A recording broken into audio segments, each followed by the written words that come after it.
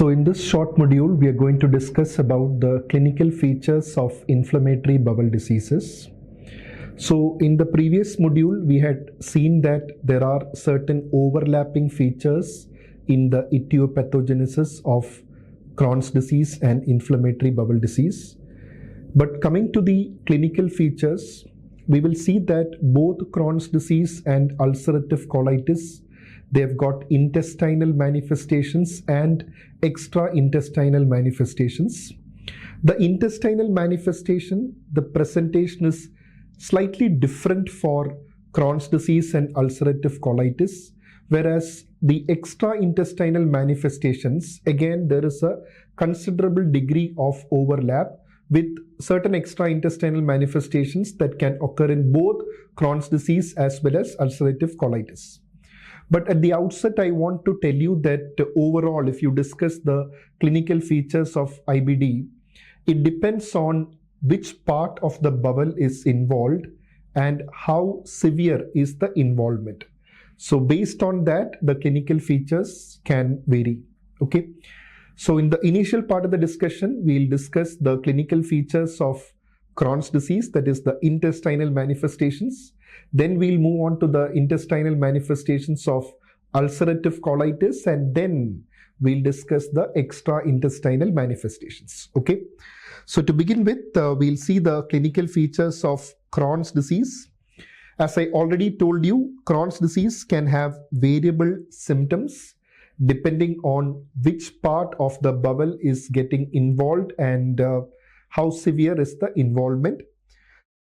It's a chronic disease with active relapses. Okay, in between you can have certain remissions as well. So active disease interrupted by asymptomatic periods, which can be weeks or months, and you can have these relapses triggered by certain factors. So what are the reactivation triggers? You can have physical and emotional stress. Okay, physical and emotional stress, cigarette smoking, these are all triggers for the relapses. Okay, right. Now moving on to the clinical features based on the region of the bowel that is involved.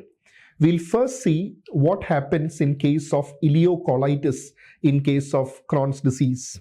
So when there is an inflammation involving the ileum and colon, the patient commonly presents with right lower quadrant pain, diarrhea, and also weight loss.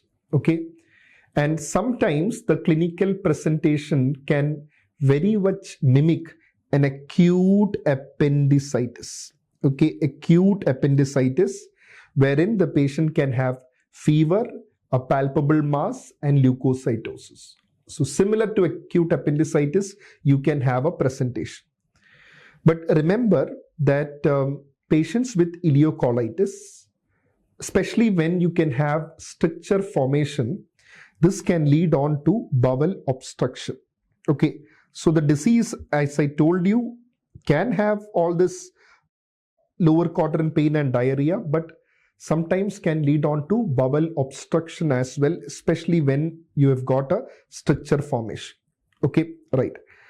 You can also have fistula formation, and the fistula formation can be between the bowel to bowel, which is called enteroenteric fistula. Okay, you can call it enteroenteric fistula.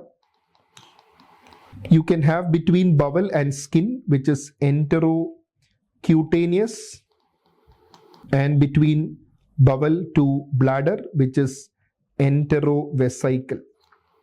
Okay, enterovesical fistula.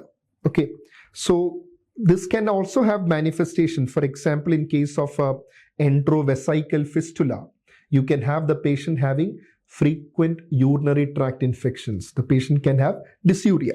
Okay, but I want to tell you something. Though you can have diarrhea as a prominent manifestation in Crohn's disease, the rectal bleeding is rare. Okay, so you can have, but relatively rectal bleeding is rare compared to ulcerative colitis. Okay, compared to ulcerative colitis, rectal bleeding is rare. Okay, right. Then coming to jejunoileitis, suppose there is a inflammation involving the jejunum and the ileum. In that case, again, here you have got involvement of the absorptive surface area. So patient can have features of malabsorption and steatorrhea. Very important. So patient can have nutrient deficiencies, patient can have steatorrhea. So these can happen in case of the jejunal plus ileal involvement. And patients can have diarrhea. And what is the reason why the patients develop diarrhea? It can be due to bacterial overgrowth, bile acid malabsorption, because ileum is important for the enterohepatic circulation, for reabsorbing the bile acid. But if there is an ileal involvement, you can have bile acid malabsorption leading on to a bile acid diarrhea as well. Intestinal inflammation is also one factor that can lead on to diarrhea. And also diarrhea may be a consequence of the enteroenteric fistula as well. Okay, so this is what happens when there is a jejunoileitis. Now what happens in Crohn's disease when you have got a colitis? So colitis can present with low-grade fever, malaise, diarrhea, and a crampy abdominal pain. Sometimes hematochezia, and I have already told you, gross bleeding is uncommon. Okay, you may get a hematochezia, some blood in stools, but gross bleeding is uncommon. And when you have got a colonic stricture, again, you can have bowel obstruction. And fistula is another problem. You can have fistula between the colon and the stomach, wherein you can have a feculent vomiting, and fistula between the colon and the small bowel, wherein this channel can result in malabsorption. Direct passage from the small bowel to colon can result in malabsorption as well. Okay. Now, perianal disease is common again with Crohn's disease, very rare in case of ulcerative colitis. You can have skin lesions like skin tags, anal canal lesions like fissures, ulcers or stenosis, perianal fistulas as well as perirectal abscesses. So these are the manifestations when you have got a perianal involvement in Crohn's disease. Okay. You can have upper GI involvement, though it is very rare. So you can have a gastroduodenal disease. So in that case, the patient has nausea, vomiting, and epigastric pain. And advanced cases of upper GI involvement can have gastric outlet obstruction. Okay, right. So these are the clinical features of a Crohn's disease. And rarely, Crohn's disease can progress to malignancy as well. So there is a mild increased risk of CA colon, and that is in case of colonic involvement. Okay, only if there is a colonic involvement, not in case of any sort of gastroduodenal disease, but when there is a colonic involvement, there is a mild increased risk of CA colon. Okay, now moving on to the clinical features of ulcerative colitis. Okay, so ulcerative colitis, the clinical presentation is slightly different, especially with regards to the intestinal manifestations. And I want all of you to listen to this carefully, because in clinical scenarios, you will have to diagnose, is this ulcerative colitis? Is this Crohn's disease? So for that, you have got to know about the clinical features. So clinical features of ulcerative colitis, the patients can have diarrhea, rectal bleeding, very, very important. Rectal bleeding is an important feature of ulcerative colitis. And you can have that frequent urge to pass stools, even when you do not have stools. So that is called tenesmus. Passage of mucus can be there, sometimes blood alone, sometimes blood with mucus, sometimes mucus alone. Then crampy abdominal pain may be there, and constipation. Remember, usually what happens is diarrhea. But when there is a distal colitis,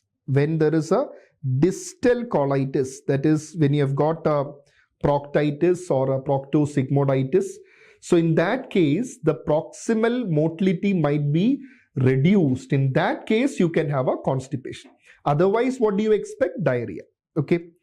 And some patients, especially severe form of ulcerative colitis, can have certain systemic features like fever, fatigue, and weight loss.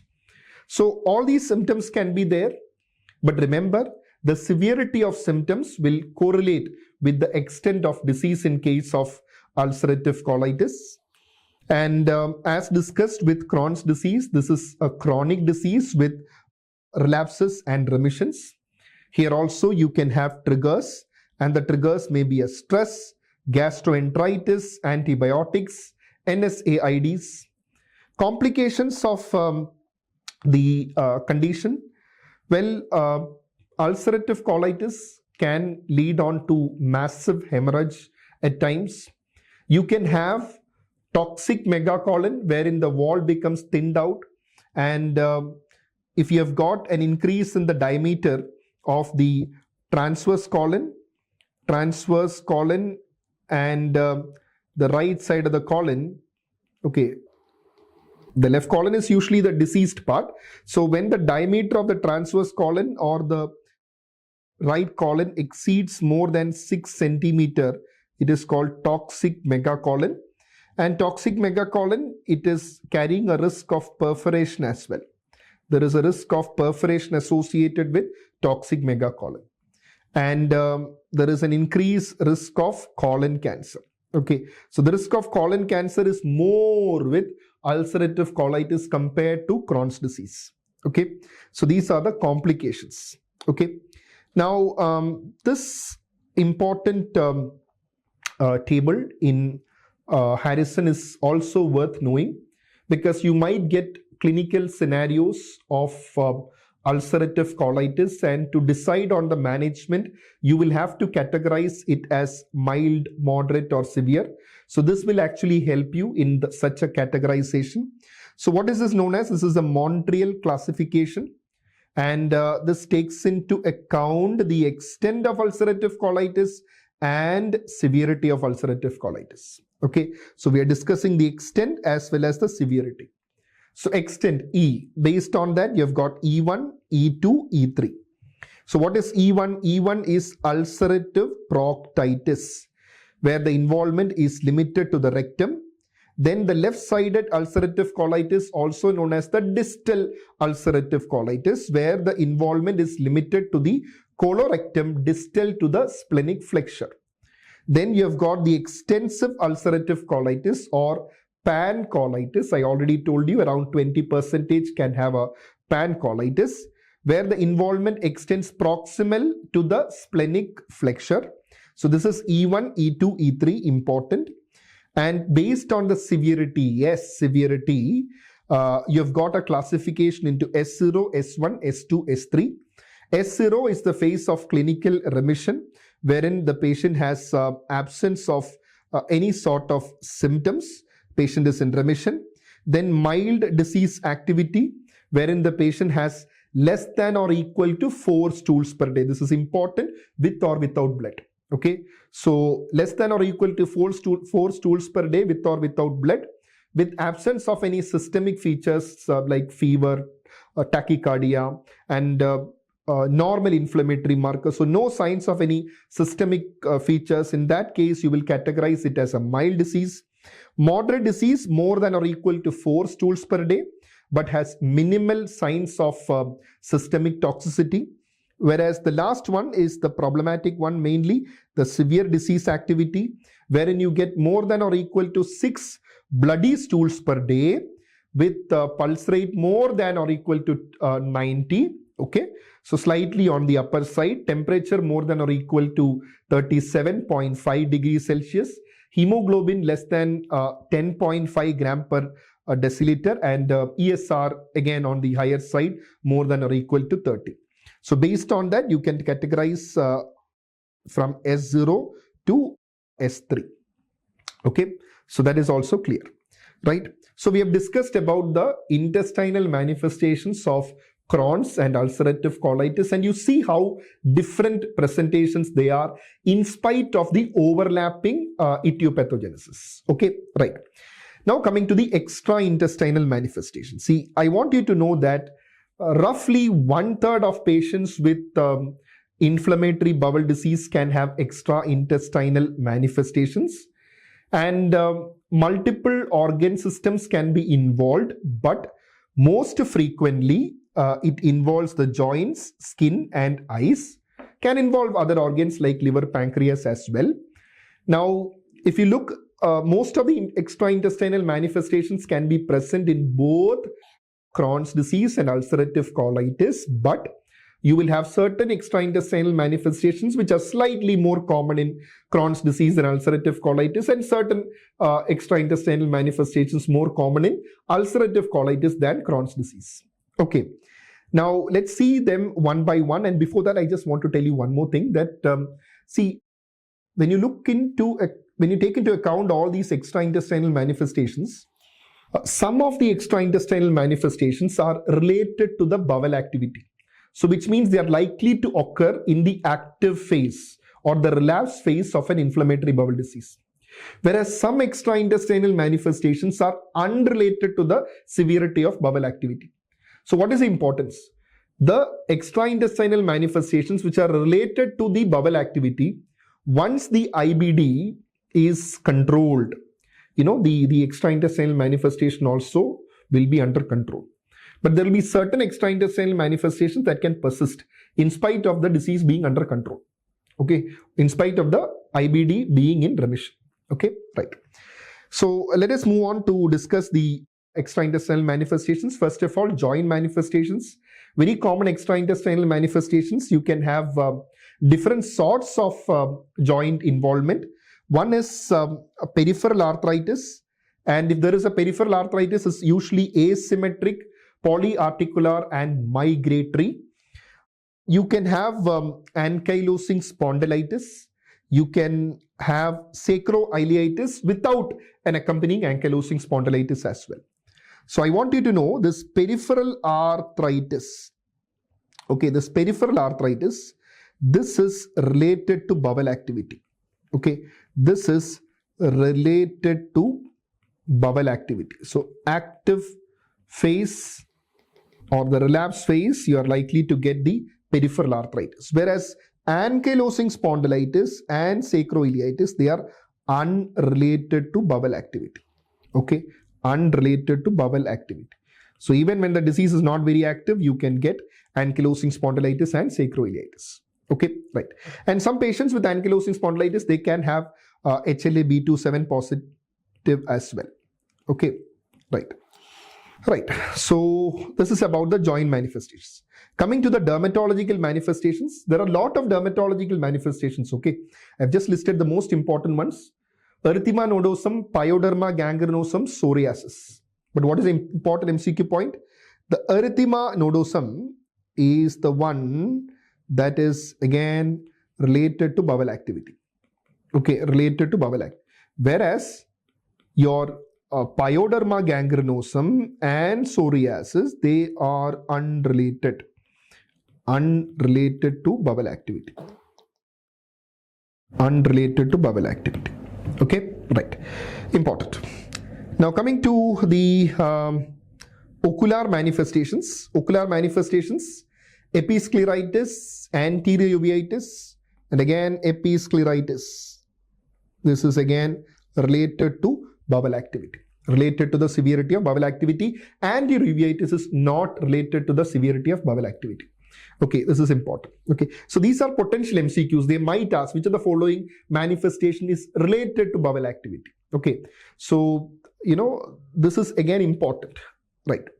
Coming to hepatobiliary manifestations, this can be in the form of fatty liver, cholelithiasis, primary sclerosing cholangitis, and cholangiocarcinoma. These are the hepatobiliary manifestations. And remember, the primary sclerosing cholangitis and cholangiocarcinoma, this is a previous MCQ, is more common with ulcerative colitis than Crohn's disease. Can be seen in both, but more common with ulcerative colitis than Crohn's disease. Urologic manifestations, nephrolithiasis. So usually it is a calcium oxalate calculi that can be associated. Okay. Then coming to metabolic bone disorders, you can have osteoporosis as well as osteonecrosis. And osteoporosis is there. Osteonecrosis is actually more common with patients who are having chronic steroid use. You know that in the management of the inflammatory bowel disease, we'll be using steroids in certain patients, especially in those patients, they are at a higher risk of developing osteonecrosis. What are the other extraintestinal manifestations? Remember, very important, patients with inflammatory bowel disease are at a high risk of developing thromboembolic disorders. This is an important previous year question. Okay, you can have risk of systemic amyloidosis, pancreatitis, and cardiopulmonary disorders like endocarditis, myocarditis. You can have pericarditis, maybe even with an adjacent pleural involvement as well, pleuropericarditis, and then you can have interstitial lung disease as well. Okay, so these are the cardiopulmonary diseases that can be associated with the inflammatory bowel disease. Okay, so basically in this short module, we just had a quick look at the clinical features of Crohn's disease, ulcerative colitis, the associated complications, and the extraintestinal manifestations as well. Okay, thank you.